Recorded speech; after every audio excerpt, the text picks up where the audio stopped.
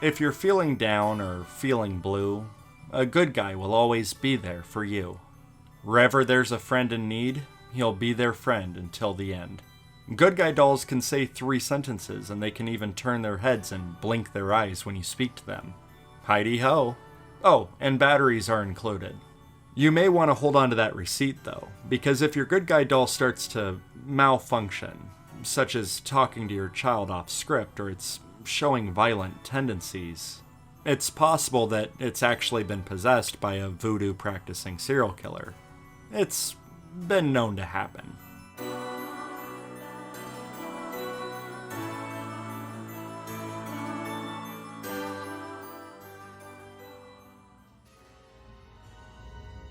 I've always been a fan of the original Child's Play.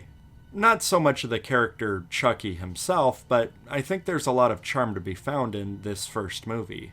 The child Andy is absolutely adorable in every scene he's in, and the widowed mom Karen struggles to make ends meet.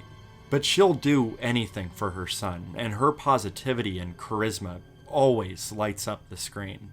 The movie visually has a very warm, cozy look about it. It's colorful and cheerful with some catchy tunes and impressive visuals. Kinda like the evil good guy doll itself, Child's Play looks friendly and inviting. But on the inside, it's rotten and dangerous. Many of the scenes take place in homeless alleys or condemned buildings filled with rats and garbage. It's these two opposite tones that gives Child's Play such a unique feel. On one end, you've got genuine acts of love and kindness. And on the other end, you've got a killer doll dragging a literal child on a murder errand. There are lots of moments in this movie that are very funny, and other moments that are actually kind of fucked up and disturbing. Like watching Andy go into shock while watching Chucky murder a guy. But what do you expect to happen with a premise like this? The movie handles most of it with a thin layer of dark comedy, and tonally, I think it works out pretty well. The original intent for this movie has a much more cynical viewpoint on consumerism, especially targeted towards children.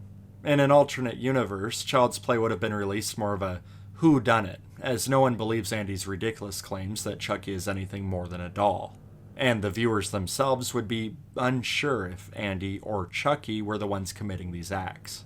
A lot of these original aspects are present here, especially the latter, with Andy being the main suspect in these murders. Now, it is clear that Andy does show psychotic behavior, like when he's preparing his mom's breakfast, but I don't think he's actually dangerous. Of course, the heart of the movie is Chucky, as a major key to this movie is the heart of Chucky, since that's his weakness, as he's slowly turning more and more human as he stays trapped in the body of a doll.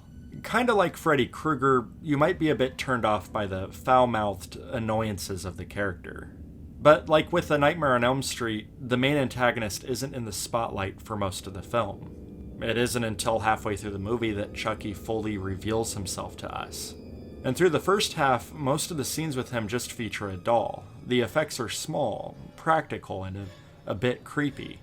It isn't until he reveals himself to the mom, which is probably one of the scariest moments in the movie, with the droning musical scores and the maddening fear and confusion coming from Karen. And she threatens the doll to reveal itself or she'll cast it in the fire. Well, that works.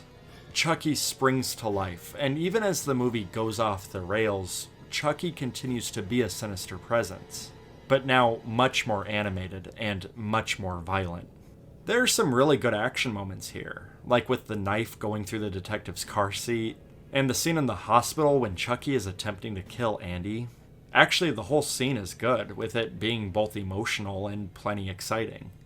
It all wraps up back at their apartment, which basically turns into a 3-stage boss battle against Chucky, who turns out to be pretty damn resilient.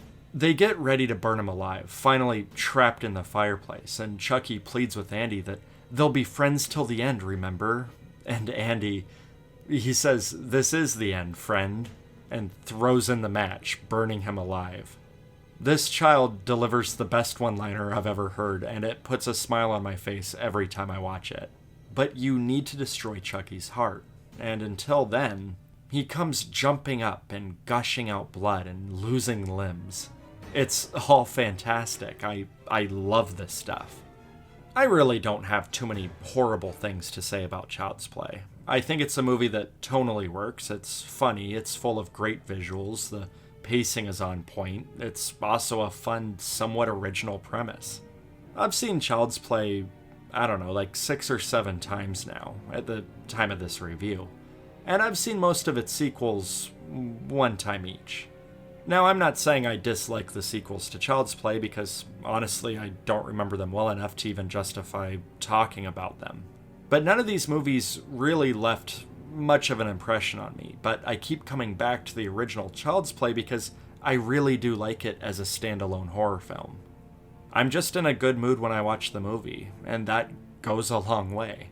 But for now, everyone, our time with Chucky is over. Or, as Andy would put it, this is